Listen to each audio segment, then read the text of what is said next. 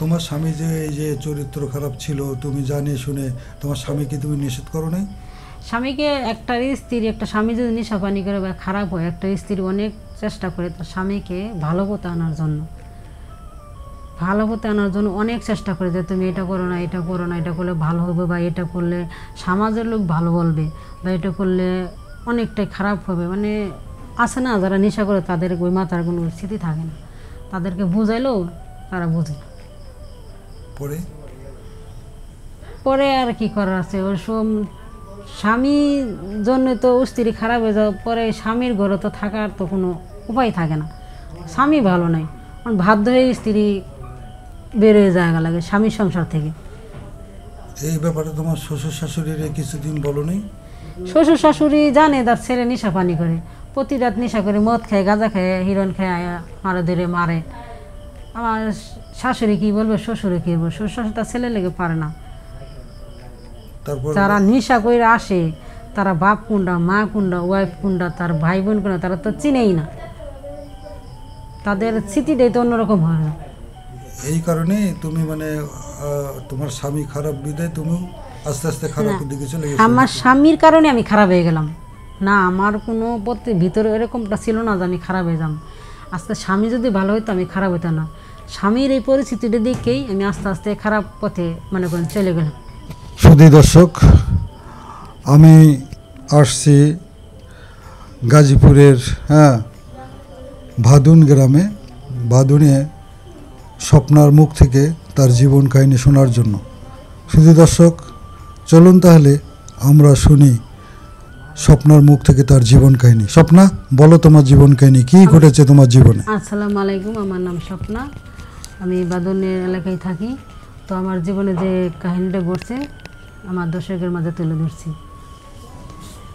বিয়ের পর থেকেই দেখি আমার জামাই গ্রামে অনেক মহিলাদের সাথে মেলামেশা করে। আমি অনেক আজে বাজে ছবি দেখি, কিন্তু জামাইয়ের মুখের উপরে কিছু কথা বলি না, কারণ এগুলো বলে সংসারে অশান্তি ডেকে আনে, লাভ নাই। তাই একটা সময় আমি অনেক মানুষের সাথে মেলামেশা শুরু করলাম। সংসারে যদি পুরুষের চরিত্র ঠিক না থাকে তবে বউয়ের চরিত্র ঠিক থাকবে কিভাবে? তারপরে কি হলো?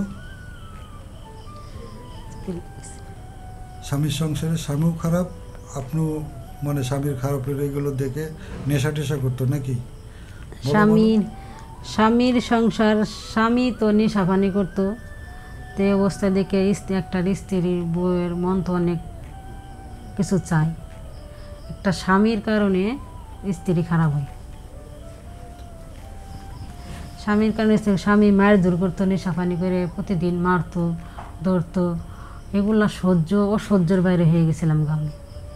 তাই আমাদের বাংলাদেশে ঘরে ঘরে যতগুলো নারী আছে, কিছু কিছু নারী বা কিছু কিছু পুরুষদের কারণে নারীরা খারাপ হয়। আমাদের স্বামীরা যদি ঘরের ভিতরে ভালো থাকতো মহিলারা এতটা খারাপ হতো না। তাই মহিলাদের খারাপটা উদ্দেশ্য একটা পুরুষের কারণে একটা মহিলা খারাপ হয়। আচ্ছা, তোমার স্বামী যে এই যে চরিত্র খারাপ ছিল, তুমি জানিয়ে শুনে তোমার স্বামীকে তুমি নিষেধ করো নাই? স্বামীকে একটা স্বামী যদি নেশা পানি করে বা খারাপ হয়, একটা স্ত্রী অনেক চেষ্টা করে তার স্বামীকে ভালো পথে আনার জন্য অনেক চেষ্টা করে যে তুমি এটা করো না, এটা করো না, এটা করলে ভালো হবে, বা এটা করলে সমাজের লোক ভালো বলবে, বা এটা করলে অনেকটাই খারাপ হবে। মানে আছে না যারা নেশা করে তাদের ওই মাথার কোনো স্মৃতি থাকে না, তাদেরকে বুঝাইলেও তারা বুঝে না। পরে আর কি করার আছে, ওই সব স্বামীর জন্য তো স্ত্রী খারাপ হয়ে যাওয়ার পরে স্বামীর ঘরে তো থাকার তো কোনো উপায় থাকে না, স্বামী ভালো নাই, বাধ্য হয়ে স্ত্রী বেরোয় জায়গা লাগে স্বামীর সংসার থেকে। এই ব্যাপারে তোমার শ্বশুর শাশুড়ির কিছুদিন বলো নি? শ্বশুর শাশুড়ি জানে তার ছেলে নেশা পানি করে, প্রতি রাত নেশা করে, মদ খায়, গাঁজা খায়, হিরোইন খায়, আয়া মারে ধরে মারে। আমার শাশুড়ি কী বলবে, শ্বশুরে কী বলবে, শ্বশুর শাশুড়ি তার ছেলে লেগে পারে না। যারা নেশা করে আসে তারা বাপ কোনটা, মা কোনটা, ওয়াইফ কোনটা, তার ভাই বোন কোনটা, তারা তো চিনেই না, তাদের স্মৃতিটাই তো অন্যরকম হয় না। এই কারণে তুমি মানে তোমার স্বামী খারাপ বিদায় তুমিও আস্তে আস্তে খারাপের দিকে চলে গেছো? আমার স্বামীর কারণে আমি খারাপ হয়ে গেলাম না, আমার কোনো ভিতরে এরকমটা ছিল না যে আমি খারাপ হয়ে যাম। আজকে স্বামী যদি ভালো হতো আমি খারাপ হতো না। স্বামীর এই পরিস্থিতিটা দেখেই আমি আস্তে আস্তে খারাপ পথে মনে করেন চলে গেলাম। তারপর না খারাপ পথে চলে গেলাম, এখন তো স্বামী সংসারে থাকলাম না, আমার মনে আমি চলতেছি, আর কি করার আছে, কিছু করার নেই। স্বামীর সংসার ছেড়ে তুমি কি কই গেলা?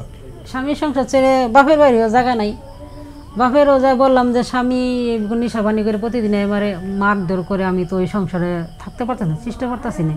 স্বামী আমার কথা শুনে না, বলে এটা করো, নেশা করো না, বা এটা করো না, এটা করলে ভালো না। আমার স্বামী যদি আমার কথাই শুনে না, তা আমার ঠাইটা কোন জায়গায়? বাপের বাড়ি গেছি, বাপের বাড়িতে ঠাই নাই, তা আমি থাকবো কোথায়?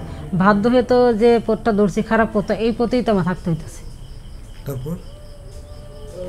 তারপর কি, এটা তো সমাজের চোখে খারাপ, বা আমার তো আমি ভুল করে ফেলছি। আমার দর্শকের উদ্দেশ্যে একটা কথা বলি, এই গল্পটির ভিতরে বোঝার অনেক কিছু আছে। ধৈর্য ধরে ভিডিওটা দেখবেন এবং কমেন্ট করে জানাবেন আসলে কি আমার জীবনের সাথে কাহিনী কার কার মিল আছে। এটাই তোমার কথা? হ্যাঁ, এটুকু আমার কথা। এই ধরনের কাহিনী যেন আর কেউ না ঘটে। হ্যাঁ, এই ধরনের কাহিনী আমাদের বাংলাদেশে তো ভাই বোন মা বোন যারা আছে, এই গল্প থেকে অনেক কিছু শিখতে পারো, যাতে এই ধরনের কাহিনী বা এরকম ভুল যেন কেউ না করে। তোমার মতো ভুল? হ্যাঁ, আমার মতো ভুল যেন কেউ না করে, আমি যে ভুলটা করেছি। শুধু দর্শক শুনলেন, হ্যাঁ, স্বপ্নার জীবন কাহিনী। যদি আপনাদের এতটুকু ভালো লেগে থাকে তাহলে অবশ্যই আমাদের এই চ্যানেলকে সাবস্ক্রাইব করবেন, লাইক করবেন, কমেন্টস করবেন। আশা করি আপনাদের সাথে আবার অন্য কোথাও দেখা হবে। আল্লাহ হাফিজ।